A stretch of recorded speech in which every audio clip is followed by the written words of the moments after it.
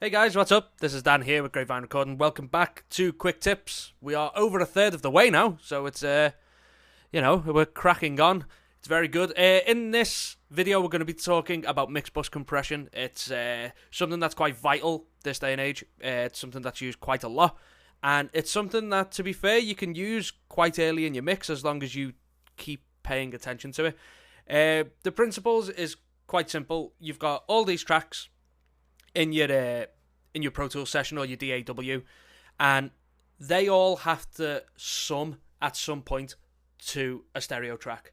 And this is my master fader, which goes to a submix over here for me. That happens all the time. It goes to a stereo track, and then that goes to your main outputs, to your speakers or your headphones or wherever you get them going to. And the principle of this is to quite simply put a compressor on that stereo track. So we're not doing compression in the same way as you would compress a vocal or anything like that. This is a different type of compression. This is one that we use quite subtly, and because it is so subtle, sometimes you might not hear it do what you think it's doing. And this is why it's quite important to either tune your ears to be able to hear it or pay very good attention to the meters. So what it's going to be doing, it'll be compressing everything a little bit. So the settings are going to be set up in a way where we're not going to be too drastic. It's just going to be doing a tight little bit of compression to try and, gel everything together. And it's used quite a lot. You do it on drum buses, guitar buses, and again, like as we're doing now on the final submix. So the way I'm going to do it is I go to my submix. So as we can see here, if I press play, we will notice that we'll get some level going through these meters here. Thought, a locomotive rhythm and an underwhelming car. Cool. Some people may put it on the master fader. I don't. There's articles online over the pros and cons in doing that. If you check out Pensado's place, he does talk about that in quite some depth. But what I'm going to do is go into my inserts, find a dynamic processor.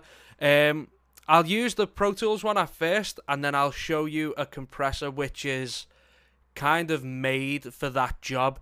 So the Pro Tools compressor is something that's very versatile, if that makes sense. It can do everything.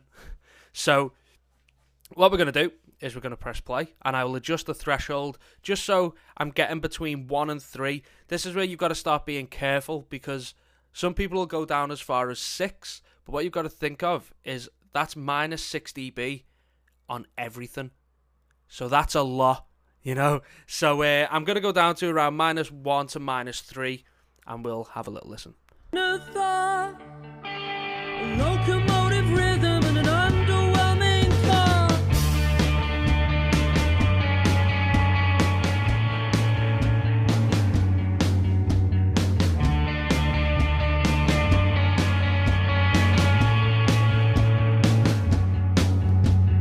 Real things will disappear. Nothing left for us to touch or taste to see or feel. The memory cells remember well. Cool.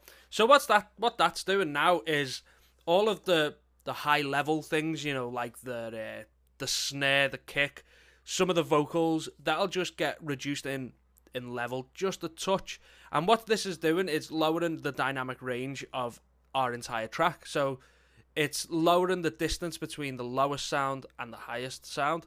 So it kind of squashes things a little bit together. People would argue that this isn't that important at this stage and it could just be done at mastering. But I think that now, once you start making your mix decisions through this compressor, you start getting a feel of what it's going to sound like at the end, because this is going to happen at some point.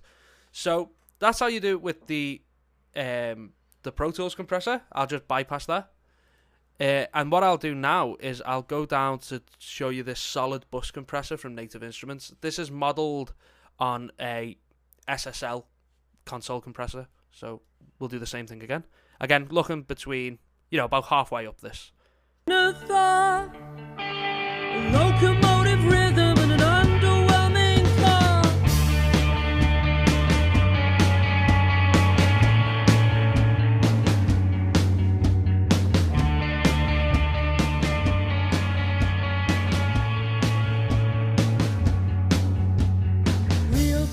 disappear.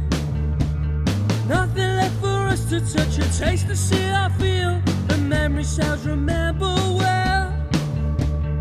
So yeah, you know, you've got to trust yourself in being able to hear what it's doing. Again, as I showed in the last video, it's very important to get your gains matched.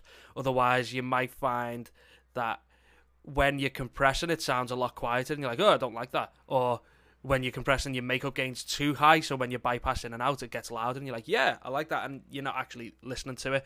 But try and just experiment with different attack times, different release times, and because all of that has an effect, and you pretty much just fine-tune it to where you think it's starting to sound right. And to me, it's around there. These bus compressors are made for this type of job, so naturally these will do it better than what the Pro Tools one is, but that's not saying one's better than the other. It all depends on what you want to do. But I think this is a very good starting point. Remember to keep an eye on this, so whenever you do drastic mix changes, remember that that's going to affect all of the signal going into the compressor, so it's worth just every so often just having a little look, just seeing where the compression is and adjusting it, just so I still think around 1 to 3 in this first little quadrant here is probably the best place. So this has been Dan with GrapeVineRecording. Hopefully that helps, and I'll see you next. Well, I will see you tomorrow. Yeah, bye bye.